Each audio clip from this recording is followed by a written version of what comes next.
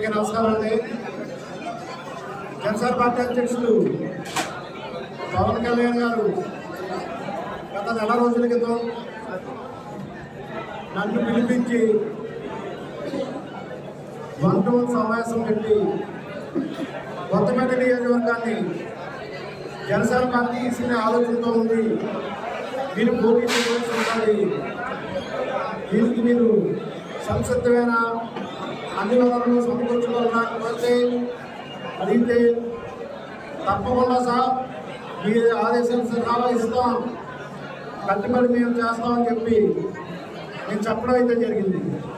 అలాగే 2019లో కూడా వారు నన్ను పిలిపించి పోటీ చేయమని ఆదేశిస్తే ఆ రోజు ఇబ్బందికర పరిస్థితులు ఉన్నాయని కూడా తెలిసి కూడా పోటీ చేయడం అయితే జరిగింది.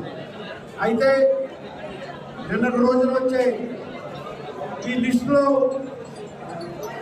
కొత్తపేట నియోజకవర్గాన్ని తెలుగుదేశం పార్టీకి కేటాయించారని చెప్పి తెలియజేస్తూ ఒకసారిగా అప్సెట్ అవడం, కొత్తపేట నియోజకవర్గ జన సైనికులందరూ కూడా తీవ్ర మనోవేదన చెందడం, ఆవేదన చెందడం అయితే జరిగింది.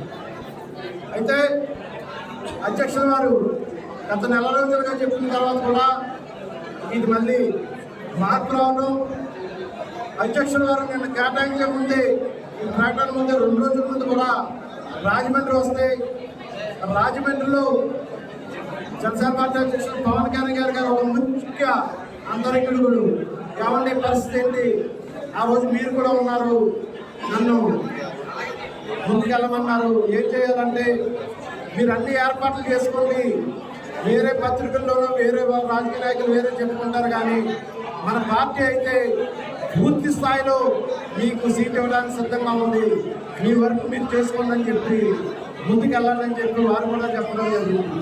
అయితే చెప్పిన 2 రోజులకే సీటు మారిపోవడం జరిగింది.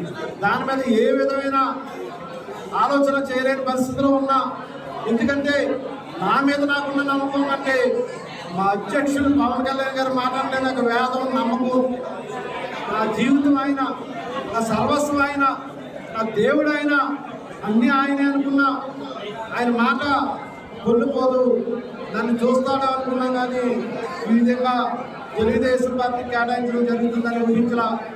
దాంతో మైండ్ బ్లాక్ అయి ఉంది. మా అధ్యక్షుల వారిని మీ పత్రికా ముఖంగా కూడా కోరుతూ ఉన్నా, మీరు మరి ఒక పునరాలోచన చేయండి. ఎందుకంటే ఉమ్మడి తూర్పుగోదావరి జిల్లాలోనే టాప్ 1 నియోజకవర్గం జనసేన పార్టీ.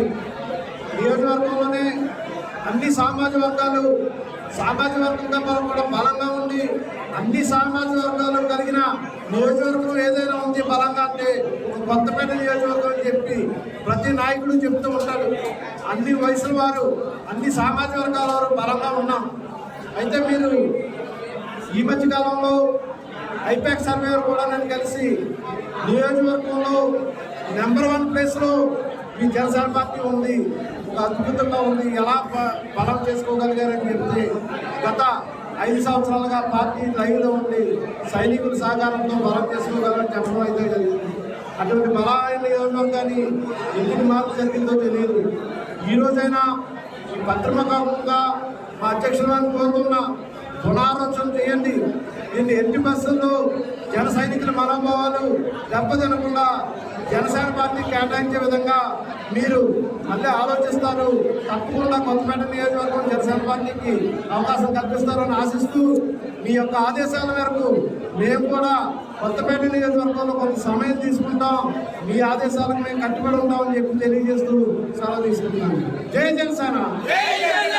మరిన్ని వీడియోస్ కోసం ఛానల్ ని సబ్స్క్రైబ్ చేయండి, లేటెస్ట్ అప్డేట్స్ కోసం వాట్సాప్ ఛానల్ ని ఫాలో చేయండి, అండ్ లింక్ డిస్క్రిప్షన్ లో ఉంది.